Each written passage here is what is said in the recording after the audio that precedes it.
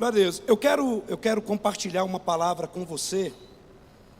E eu compartilhei essa palavra recentemente aqui no culto de terça-feira. Mas senti um desejo muito grande de repartir ela com você aqui. Então, os irmãos que tiveram aqui na terça-feira, coloquem aí na conta da misericórdia, mas senti um desejo muito grande.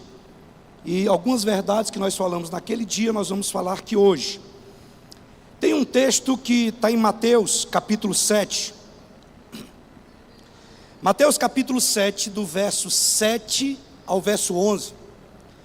Jesus, ele está falando com os discípulos e ele diz o seguinte, olha: pedi e dar-se-vos-á, batei e abri-se-vos-á, buscai e acharei.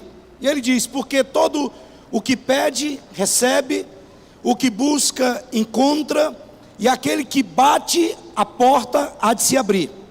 E ele diz assim no verso 9: é qual dentre os homens que pedindo ao pai pão, ele dará pedra?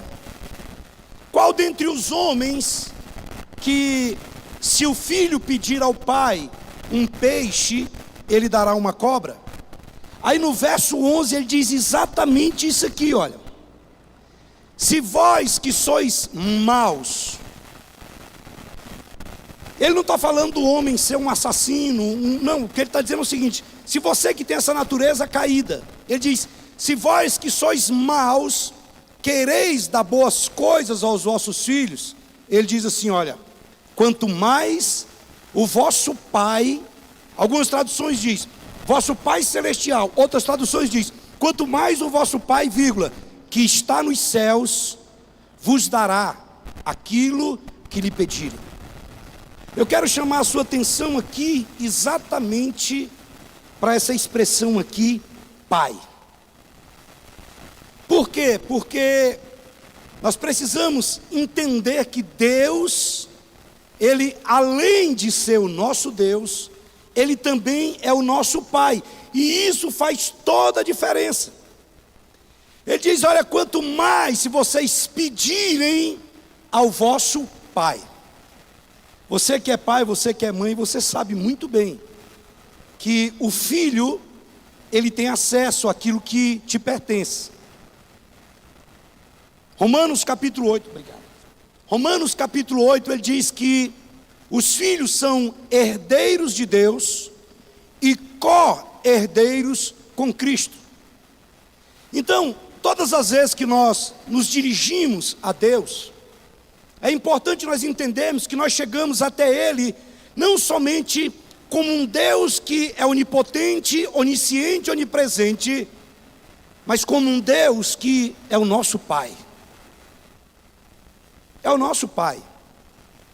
E um filho, ele não precisa ficar toda hora pedindo para o pai, pai, eu posso abrir a geladeira para mim comer uma fruta? Papai, eu posso beber água? Papai, eu posso sentar no sofá? Papai, não, ele sabe que o que é do pai é dele.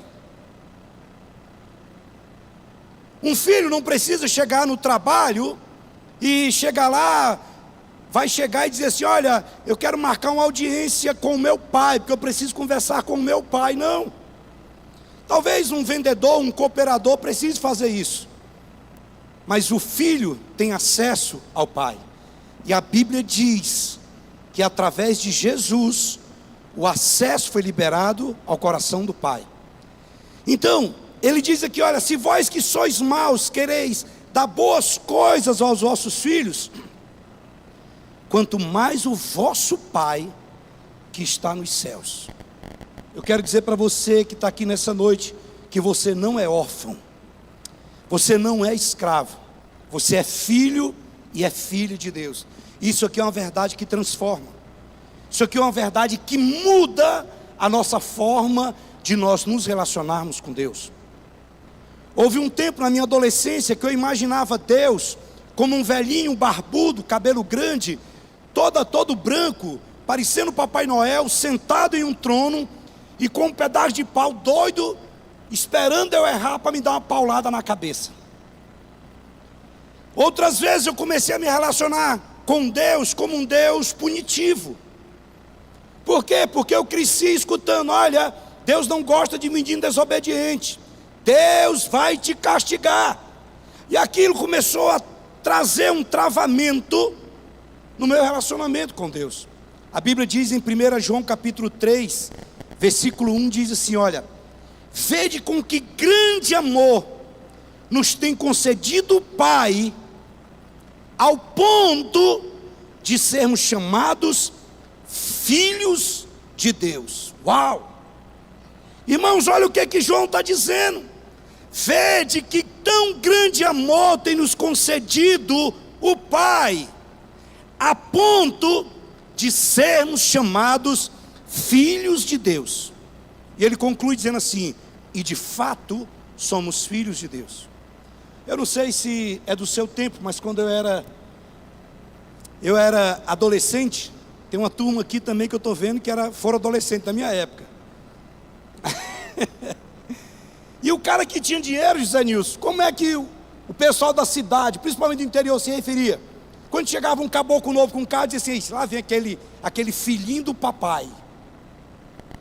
Porque o conceito de filhinho do papai era que o filhinho do papai, ele tinha tudo o que os que não eram filhinho de papai, sabe, não tinham. Então eu quero dizer para você nessa noite que você não é filhinho de papai. Você não é filhinho de papai. É muito mais do que isso. Porque o texto diz assim: olha, vede com tão grande amor tem nos concedido o Pai, a ponto de sermos chamados filhos de Deus. Oh meu Deus! Se eu tivesse no seu lugar, eu estava dando um salto mortal para trás, rabo de arraia, jogando cadeira para cima. Porque, olha só, quando alguém vê o filho do Messi, diz assim: ó, aquele ali é o filho do Messi. Ó, aquele ali é o filho do Cristiano Ronaldo. Ó, aquele ali é o filho do Gustavo Lima. É filho do sei lá de quem. Deixa eu te dizer, o texto está dizendo aqui, olha só o que está dizendo aqui, olha.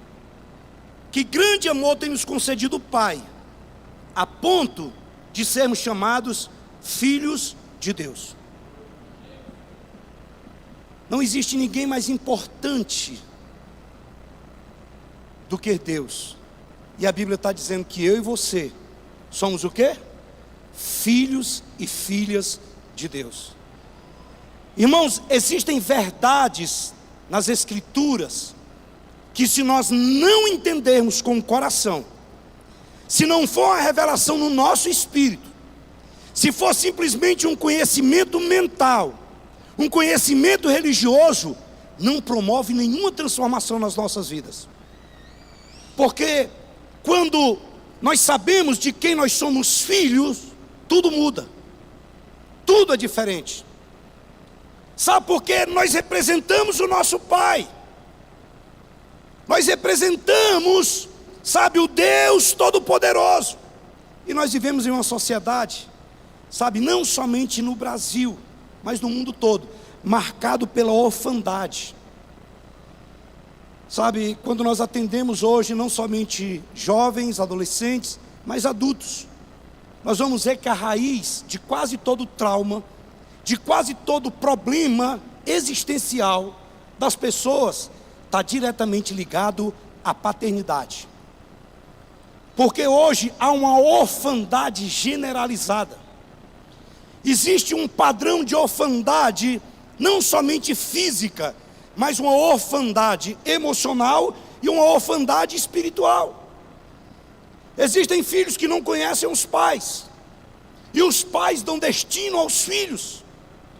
Existem filhos que são órfãos dentro de casa, com pais vivos, mas que não faz diferença, orfandade.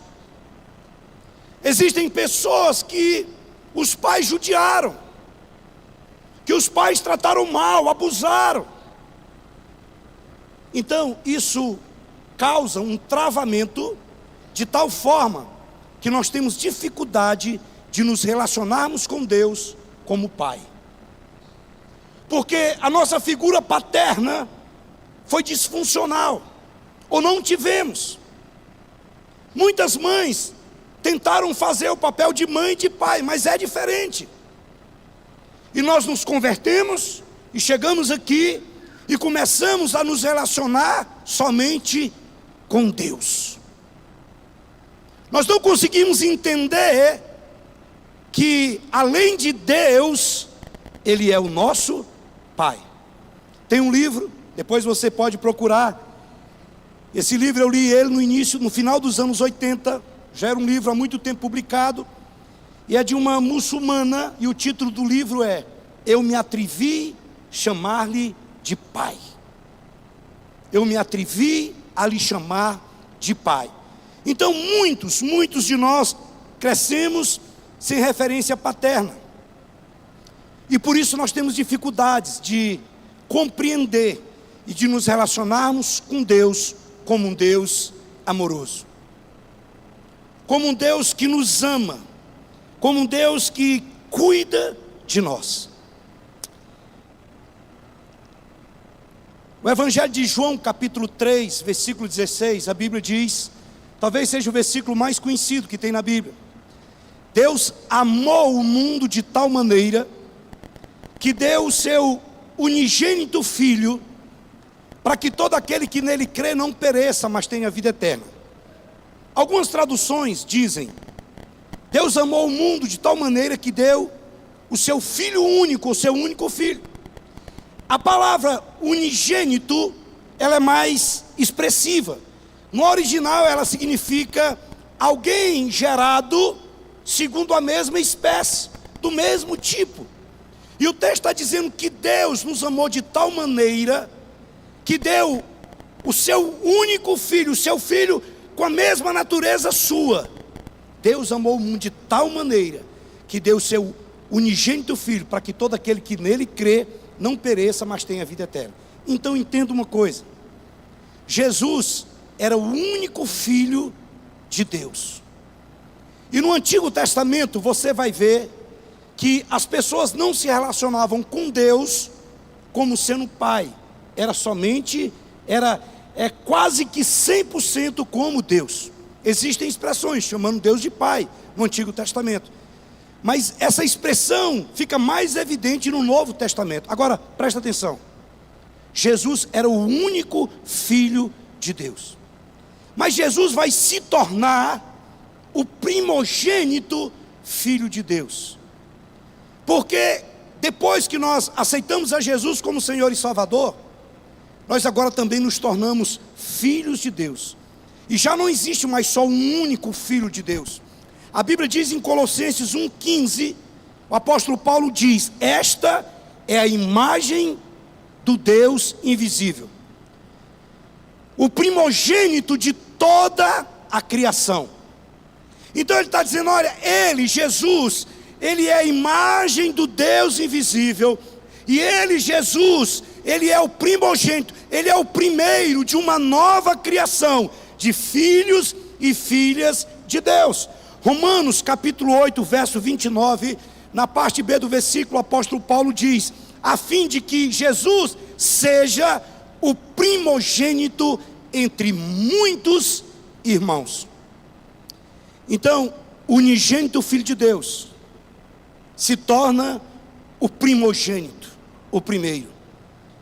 Por quê? Porque agora existem milhões e bilhões de filhos de Deus. Porque João capítulo 1, versículo 12 diz: a todos quanto receberam, Deus-lhe o direito de serem feitos filhos de Deus. Então entenda isso: assim como Jesus é Filho de Deus, nós também nos tornamos filhos de Deus. Nós não somos mais escravos, nós não somos mais órfãos, nós somos filhos amados de Deus. Quantos podem dizer amém? Então, algumas pessoas usam a expressão lá no Maranhão, quando tinha uma colheita de melancia, uma fartura de qualquer coisa, sempre alguém gritava assim: oh, deixa um pouquinho para mim, porque eu também sou filho de Deus. Mas não é isso que a Bíblia fala. A Bíblia diz que todas as pessoas são criaturas de Deus, porque foram criadas por Deus. Mas filhos e filhas, somente aqueles que receberam a Jesus como Senhor e Salvador. Então nós nos tornamos filhos. Agora, por que é importante nós entendermos isso? Porque essa é uma verdade que pode mudar a nossa forma de nos relacionarmos com Deus. Porque é somente quando nós descobrimos, sabe, quem Deus diz que nós somos, é que nós vamos descobrir o que nós somos capazes nele. Nós não vamos ficar aquém. Por quê? Porque identidade e propósito de vida estão profundamente conectados. Você não consegue separar identidade de propósito.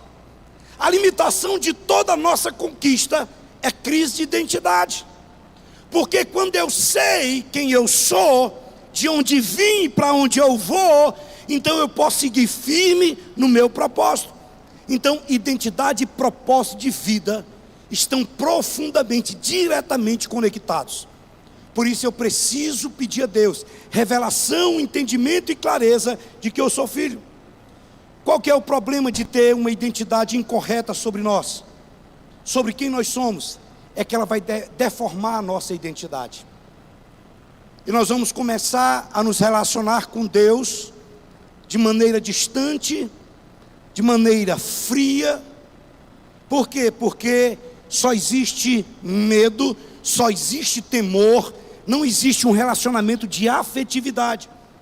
Sabe, é muito importante que nem eu e nem você fique com a opinião dos outros a respeito de nós mesmos. Porque geralmente a opinião que os outros emitem ao nosso respeito, elas formam a opinião nossa. E essa opinião errada a respeito de quem nós somos em Deus, ela trava o nosso destino. Ela trava o propósito de Deus. Então, não é o que as pessoas falam, não é o que as pessoas dizem, não é o que eu penso, não são as circunstâncias que definem quem eu sou. O que define quem eu sou é exatamente a palavra de Deus. Pode ser que alguém diz para você que você não daria conta, que você não poderia, que você não é suficiente, que você não faz nada certo, que você é atrapalhado, que você é incompetente, que você é isso, que você é aquilo. Mas isso é opinião de fora, porque a opinião da palavra é: você é filho e você é filha. E quando eu entendo a minha identidade, então isso muda. Existe uma pesquisa científica que mostra que cada pessoa diz para si mesmo, pelo menos por dia, 1.200 afirmações. Agora, sabe o que é, poderoso de entender aqui? É que essa mesma pesquisa diz que dessas 1.200 afirmações que cada pessoa faz diariamente de si mesmo, 1.100 são negativas. 1.100 são negativas. Olha, irmãos, alguém pode falar 99% de coisas boas para nós, mas basta uma palavra negativa, que nós deixamos de olhar para tudo aquilo que é positivo na nossa vida, e ficamos somente com aquilo que é negativo. E o cuidado que nós devemos ter, não somente do que vem de fora, mas também com as conversas silenciosas que nós temos. Sabe aquelas conversas de sofá, de estar deitado dentro da cama e você começa a ter aquelas contemplações e começa a pensar sobre a sua vida, sobre a sua existência. Geralmente aquilo te leva ou para a autopiedade, você começa a ficar com dó de você mesmo, ou para a autocondenação. Eu não presto, eu não dou conta e eu não consigo. Nós precisamos ter muito cuidado com essas conversas, porque nós temos que estar firmados exatamente no que a palavra fala a meu respeito. Eu quero que você entenda isso. A única forma de nós vencermos as mentiras sobre nós é nós termos convicções firmes dentro dos nossos corações. Se você não tiver essa convicção dentro de você, se você não tiver essa certeza dentro do seu espírito, essa verdade que transforma, então essas mentiras vão controlar o seu caminhar. Eu não sei se você já prestou atenção nisso, mas Mateus capítulo 3 fala sobre o batismo de Jesus. E no versículo 16 o texto diz assim, olha: e tendo Jesus sido batizado, saiu logo da água.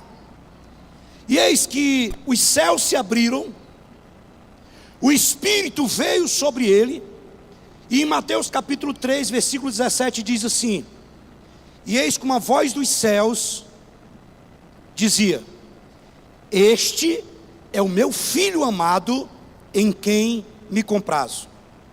Este é o meu filho amado, em quem tenho prazer. Agora, eu te pergunto, quem foi que falou isso para Jesus?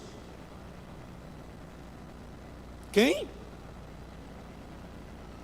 Deus. Foi Deus que disse, o céu se abriu, o Espírito veio sobre ele. E Deus disse: esse aqui é o meu filho amado, em quem eu tenho prazer.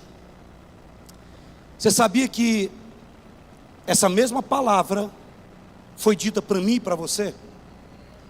Agora, quando nós chegamos lá em Mateus, no versículo seguinte, Mateus capítulo 4, verso 1, a Bíblia diz assim, olha: a seguir foi Jesus levado pelo Espírito ao deserto, a fim de ser tentado pelo diabo. E o verso 2 diz: e depois de jejuar 40 dias e 40 noites, ele teve fome. Versículo 3 diz: então o tentador, tendo se aproximado dele, disse... Na hora que Jesus teve o quê? Fome. Na hora que Jesus teve fome, o texto diz no verso 3 de Mateus 4, que o tentador se aproximou e disse assim: se tu és filho de Deus. Qual foi a última palavra que Jesus tinha escutado? Esse é o meu filho amado, em quem tenho prazer. A mesma coisa que aconteceu no Éden e levou o homem à queda, agora o diabo está tentando fazer a mesma coisa com Jesus. Porque lá no Éden, a serpente apareceu para Eva e disse assim: é verdade que Deus disse que você não pode comer de nenhum fruto do jardim? Deus não disse isso, irmãos. O que Deus disse foi: de todo fruto, de toda árvore do jardim vocês podem comer livremente, menos da árvore do conhecimento do bem e do mal, porque no dia que dela comeres, certamente morrerás. Foi onde exatamente o homem caiu. Agora o texto diz que ele se aproxima e ele está colocando em xeque agora a identidade de Jesus. Sabe quando isso aconteceu? Quando ele teve fome. Sabe quando é às vezes que o diabo mais entra na nossa identidade? Quando há fome, quando há uma necessidade, quando há um problema, quando há uma crise, quando nós estamos no deserto. Aí ele aparece e diz: você acha que é filho mesmo de Deus? Você acha que é filha de Deus? Se você fosse filha de Deus, você não estaria passando por isso aí que você está passando. Você não estaria passando fome. Aí ele vai dar um jeitinho. É quando ele diz: é muito melhor você voltar para o mundo, é muito melhor você voltar para a bagaceira. Sabe por quê? Porque você não é filho coisa nenhuma. Você é filho de Deus mesmo? Então transforma essas pedras em pães. Ele está dizendo: então arruma uma saída, que não seja saída religiosa, que não seja saída direcionada por Deus. Se você é filho de Deus mesmo, vai lá, porque tem muita gente aí fora que transforma pedras em pães, que oferece muitas coisas loucas aí fora. E Salomão diz: olha, aos loucos a impressão de bem-estar os leva à perdição. Então vai lá e transforma as pedras em pães. Agora, a mentira de fora não destruiu o que estava dentro de Jesus, por causa da convicção que ele tinha de que ele era filho de Deus. Então ele vai e diz no verso 4: está escrito, nem só de pão viverá o homem, mas de toda palavra que procede o quê? Da boca de Deus. Aí o verso seguinte diz: então Satanás o levou para o alto do pináculo e disse novamente: se tu és filho de Deus, pula daqui para baixo. Isso aí é o que, irmãos? Senão uma tentativa de quê? De tirar a própria vida. Quantas pessoas têm tirado vida exatamente nessas crises aqui, ó? Leva ele para o alto, mostra todas as coisas e fala: está vendo aquela amiga sua? Olha lá, hoje ela está bem. Está vendo aquele amigo seu lá? Olha, dá uma olhadinha, dá uma olhadinha. Agora, você confia mesmo nele? Você acha que você é filho mesmo? Então pula daí. O que o diabo mais quer atacar nas nossas vidas é exatamente a nossa filiação, é exatamente quem é o nosso Pai. Agora, a verdade do lado de dentro impede a mentira de entrar. As convicções que são geradas dentro de nós é que nos guarda, que nos livra no momento da tentação. Quando a tentação aparecer, esse testificar de Deus dentro de nós, isso aqui que vai nos manter firme.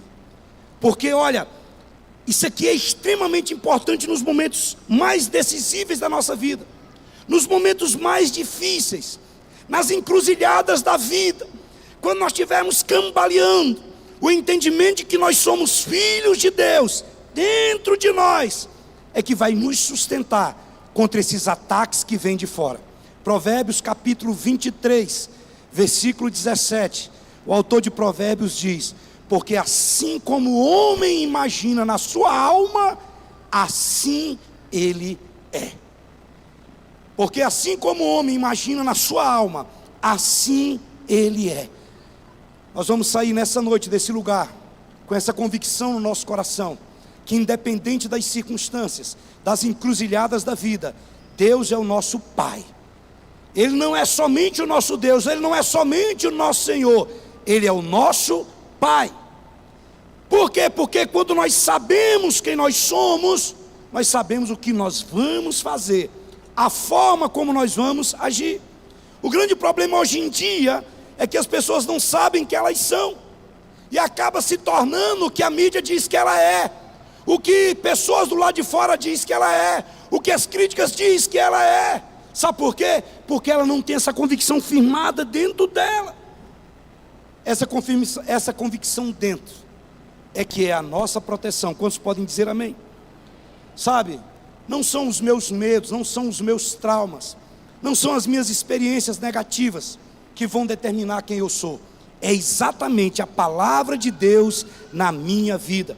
E quando eu não tenho certeza sobre a minha identidade, algumas coisas são muito comuns de acontecerem. Quando eu não tenho certeza da minha identidade, eu me sinto inadequado. Sabe, parece que eu não me encaixo em lugar nenhum. Quando Satanás ele consegue conflitar a minha identidade, então, irmãos, eu não consigo mais me encaixar nos lugares. Parece que em todo lugar que eu chego, eu me sinto inadequado. Eu começo a pensar que eu tenho que controlar tudo, que eu tenho que controlar todos que estão perto de mim. Eu começo a me sentir ofendido em qualquer situação. Eu vou buscar a aprovação das pessoas, e eu vou passar a minha vida todinha fazendo comparação. E a comparação, ela pode ser muito prejudicial. Muito prejudicial. Quando eu não sei que eu sou filho, eu começo a achar e fazer comparação. Eu acho que a vida do outro é melhor do que a minha. Agora preste atenção. Cada um de nós carregamos uma porção da parte de Deus. Uns pregam, outros dirigem louvor, outros são empresários, outros são professores, outros servem no Kids, outros servem no Atmosfera. Não importa onde nós servimos, o que importa é nós fazermos bem, com a porção que Deus tem nos dado. Quantos estão entendendo? Diga amém. Então nós recebemos uma nova identidade, quando nós nascemos de novo. Isso aqui não é ser arrogante, quando você chega e diz para alguém: não, eu sou filho de Deus, eu sou filho amado de Deus. Alguém pode dizer assim: ah, mas isso cheira arrogância. Não, isso é convicção, isso é confiança no que Deus disse a meu respeito. Nós somos filhos, Ele é Deus, e além de ser Deus, Ele é o nosso Pai. Nós precisamos entender que a nossa identidade, que o nosso senso de valor, ele deve estar no conhecimento de quem nós somos como filhos de Deus. Só então nós vamos nos tornar as pessoas que Deus nos criou para nós sermos. Quantos podem dizer amém? Olha o que 1 João capítulo 3, verso 2 diz: amados, agora somos filhos de Deus, e ainda não se manifestou o que haveremos de ser. Olha só, amados, agora nós somos filhos de Deus, e ainda não se manifestou o que haveremos de ser.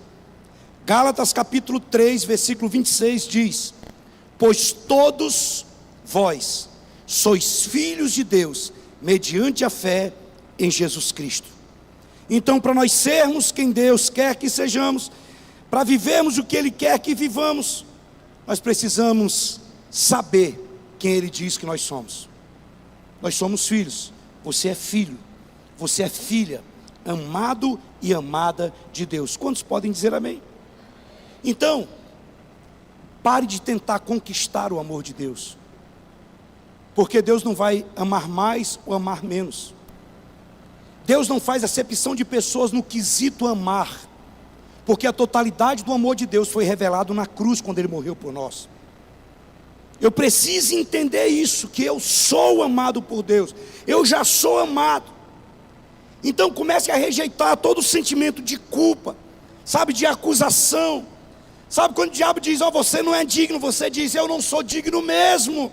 Mas Romanos 8:1 diz que nenhuma condenação há sobre a minha vida. Então afirme diariamente que você é filho amado de Deus. E alguém pergunta, mas como é que você sabe disso? Romanos 8:16 diz, porque o próprio Espírito testifica com o meu Espírito que eu sou filho de Deus. Como é que você sabe que você é filho de Deus? Eu não sei porque eu sei, eu só sei que eu sei, que dentro de mim há uma confirmação que eu sou filho de Deus. Consegue entender isso? Se eu sou filho, se eu sou filha, eu me comporto de maneira diferente. Então nós não podemos viver como órfãos espirituais. Nós não podemos viver como, sabe, com esse espírito de orfandade dentro de nós. Porque muitas vezes nós estamos dentro da igreja com esse espírito, irmãos. Nós vemos o filho, o irmão do filho pródigo. O irmão do filho pródigo estava dentro da casa, mas ele vivia como órfão. Ele se perturbou quando o irmão desviado voltou e Deus começou a abençoar. Ele estava dentro da igreja, mas eu estou todo o culto aqui, agora aquele lá ficou um bocado de tempo fora e vem. Ele estava dentro, mas estava vivendo como órfão. Rejeite toda a orfandade espiritual e entenda que você tem um pai. Sabe, nós vivemos como filho transforma o nosso relacionamento com Deus e transforma e muda o nosso relacionamento com outras pessoas. Efésios capítulo 5 verso 1 diz, sede pois imitadores de Deus como filhos amados. Sede pois imitadores de Deus como filhos amados. Quantos estão entendendo? Diga amém. Mateus capítulo 6, no verso 9, a partir do verso 9, quando Jesus está ensinando a oração do Pai Nosso.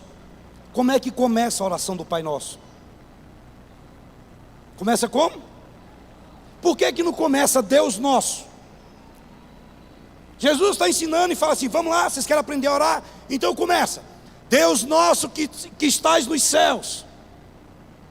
Não, ele não começa, porque Jesus está afirmando a nossa paternidade. Ele é quem? Ele é o nosso Pai.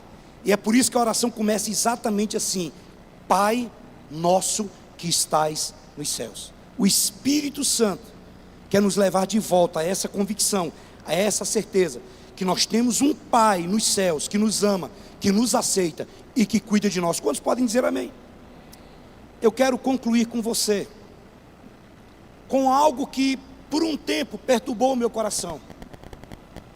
Porque tem um texto em Romanos capítulo 8, verso 15 e 16, que diz assim, olha, pois vocês não receberam um espírito que os escravize, para novamente temer, mas receberam o espírito que os adota. Algumas traduções dizem, vocês receberam o espírito de adoção como filhos, por meio do qual clamamos, Abba Pai. E o verso 16 diz, e o próprio Espírito testifica com o nosso espírito, que nós somos filhos de Deus. No versículo 23 vai ter a mesma expressão. Lá no capítulo 9, se eu não me engano, no versículo 4 de Romanos, usa a mesma expressão. Agora, para mim entender isso aqui, eu preciso entender o contexto que isso aqui foi falado. Porque algumas pessoas dizem, não pastor, mas nós somos filhos adotivos de Deus. Nós somos filhos adotados. Nós não somos filhos legítimos. Deixa eu te dizer, eu já te dei tantos textos que falam que Jesus era o único filho e se tornou o primeiro de muita criação. Agora, eu preciso entender porque o conceito do judeu sobre adoção é o mesmo conceito que nós temos. E qual que é o conceito? É que tem alguém abandonado e que nós vamos lá porque ninguém quer e nós vamos pegar ele e vamos levar ele para criar. Eu não sei se isso aconteceu com vocês, mas quando eu era criança, às vezes, algum de nós bagunçava, aí sempre tinha um irmão mais velho que chegava e dizia assim: olha, você não é filho da mamãe não, você foi deixado aqui na porta. Alguém já falou isso para você já? Você foi achado, rapaz, você foi te encontrar no meio do mato aí. Agora, é muito importante nós entendermos, eu fui correr atrás disso aqui. O pano de fundo histórico, cultural, disso aqui, é o apóstolo Paulo falando para os romanos. E eu quero chamar a equipe de louvor aqui à frente, eu quero concluir com você, e eu quero falar bem de pertinho com você a respeito disso. Enquanto o pessoal do louvor vem,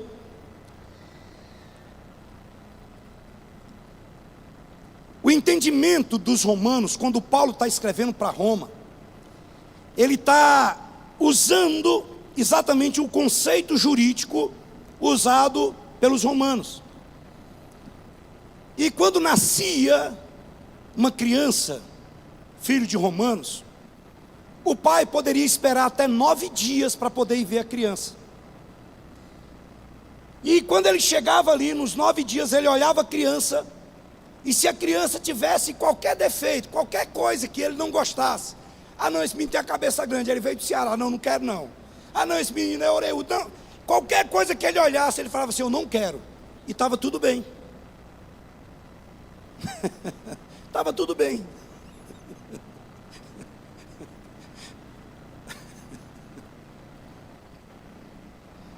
Ai, meu Deus do céu. Eu lembrei de uma piada aqui, mas não vou contar não, porque senão vão me cancelar.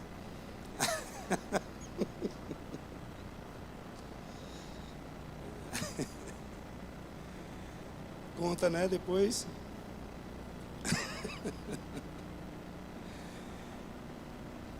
O romano, ele poderia rejeitar a criança de sangue. E os romanos, eles também, se você pegar a história de alguns imperadores, eles adotaram filhos e assumiram, ascenderam ao império, porque ele não tinha filho. Então ele poderia fazer isso. Agora, sabe o que é mais precioso? E por que que o apóstolo Paulo está usando isso aqui para falar aos romanos?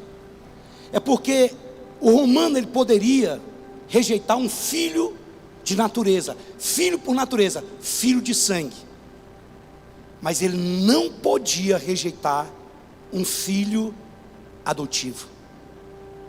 Por quê? Porque ele viu, ele escolheu, foi ele que foi lá e pegou a criança. Então em nenhuma circunstância ele poderia deserdar, ele poderia rejeitar. E é por isso que Paulo está fazendo essa afirmação. Nós somos filhos. E assim como Paulo está escrevendo para os romanos, João capítulo 15, Jesus diz: não fostes vós que escolhestes a mim, mas eu escolhi a vós, e vos designei para que vocês vão e deem fruto, e o vosso fruto permaneça, a fim de que tudo que vocês pedirem ao Pai em meu nome, Ele vos conceda. Se alguém disser para você: não, mas a Bíblia fala que foi pelo Espírito de adoção, é muito mais forte ainda, porque uma criança, uma vez adotada, ela não poderia ser de maneira alguma rejeitada. Agora, todo mundo é filho de Deus? Não, todo mundo é criatura de Deus. João capítulo 1, versículo 12, Jesus diz: mas a todos quanto receberam, Deus-lhe o direito, algumas traduções falam a autoridade, o poder, de serem feitos o quê? Filhos de Deus, a saber os que creem no seu nome. Talvez você está aqui hoje e nunca teve essa oportunidade de entregar sua vida a Jesus como Senhor e Salvador. Pastor, mas é só entregar a vida? É experimentar o novo nascimento, de fato e de verdade. Porque o versículo 12 diz que os filhos recebem a Jesus, mas o verso 13 diz assim, olha. Verso 12: a todos quanto receberam, deu-lhe o direito de serem feitos filhos de Deus, a saber os que creem no seu nome. Verso 12: os quais não nasceram do sangue, nem da vontade da carne, e nem da vontade do homem, mas de Deus. Os quais não nasceram do sangue. Presta atenção. Nascimento natural não faz de ninguém um filho de Deus. As minhas filhas nasceram na igreja, mas houve um dia que elas tiveram que tomar a decisão delas por Jesus. Tiveram que receber a Jesus como Senhor e Salvador. Tiveram que confessar os seus pecados e descerem as águas. Porque o nascimento de sangue não faz de ninguém um filho de Deus. Escute, Deus não tem netos, Deus tem somente filhos, os quais não nasceram do sangue e nem da vontade da carne. Presta atenção, boas obras não faz de ninguém um filho de Deus. Algumas pessoas dizem assim: ah, pastor, mas eu não mato, eu não roubo, eu não faço isso, eu sou bom. Pois é, Efésios capítulo 2 verso 8 diz: sois salvos mediante a fé, e isso não vem de vós, é dom de Deus, e não de obras, para que ninguém se glorie. Você pode dar cesta básica o ano todo, você pode dar esmola o ano todo, você pode ir de joelho para onde você quiser, para Aparecida do Norte, para qualquer lugar, não te faz um filho. Os quais não nasceram do sangue e nem da vontade da carne. E ele diz: e nem da vontade do homem. Sacramento religioso nenhum faz de nós um cristão. Não é o simples fato de eu ser batizado, ou numa igreja evangélica, ou numa igreja católica. Não é eu ter feito a crisma, não é eu ter feito a primeira comunhão, que me faz um filho ou uma filha de Deus. Os quais não nasceram nem do sangue, nem da vontade da carne, e nem da vontade do homem, mas nasceram de Deus. Um dia, um homem mal vestido, cheirando a cachaça, viu o pastor saindo do templo da igreja, e correu e abraçou o pastor e disse: pastor, me dá um abraço aqui. E abraçou e disse: muito obrigado, pastor, porque foi o senhor que me salvou. E o pastor disse: foi eu mesmo, foi eu que te salvei, porque se fosse Jesus, você não estava desse jeito. Sacramento religioso não faz de nós um filho de Deus. Boas obras não faz de nós um filho de Deus. O nascimento em uma família cristã não faz de nós um filho de Deus. Nós precisamos receber a Jesus como Senhor e Salvador. Quantos estão entendendo? A única forma de nos tornarmos filhos é exatamente confessando com a nossa boca e crendo no nosso coração. Se você quer e pode, feche os seus olhos por um instante. Eu não sei se tem alguém aqui nessa noite que ainda não entregou sua vida para Jesus como Senhor e Salvador. Mas se você está aqui nessa noite e ainda não fez essa decisão, e você entendeu que sem Jesus somos criaturas, mas quando nós aceitamos a Jesus como Senhor e Salvador, isso é um ato de fé que nos faz entrar na família de Deus. Aí onde você está, erga uma das suas mãos, eu quero fazer uma oração por você. Glória a Deus, glória a Deus. Mantenha sua mão erguida. Glória a Deus. Senhor, a tua palavra diz que com o coração nós cremos e com a boca nós confessamos. Aqui nós temos diversas pessoas que ergueram suas mãos, aceitando a Jesus como Senhor e Salvador. A tua palavra diz: se nós crêssemos que tu és o Filho de Deus, que morreu e ressuscitou para nossa justificação, A tua palavra diz: aquele que crê tem a vida eterna. Que o Senhor escreva o nome de cada uma dessas pessoas no livro da vida. Essa é a nossa oração, esse é o nosso pedido, em nome do teu Filho amado, Jesus. Com seus olhos fechados, eu quero fazer uma outra oração com você. Talvez tenha muito tempo que você está vindo aqui na igreja, mas você ainda não se sente filho e filha.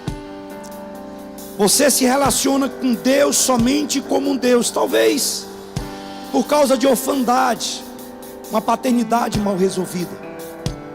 Mas nessa noite Deus quer curar os nossos corações, para que nós venhamos nos relacionar com Deus como um Pai amoroso. Ele é o nosso Abba, Ele é o nosso Pai, Ele é o nosso Paizinho querido. E se nós somos filhos e filhas, somos herdeiros de Deus e co-herdeiros com Cristo.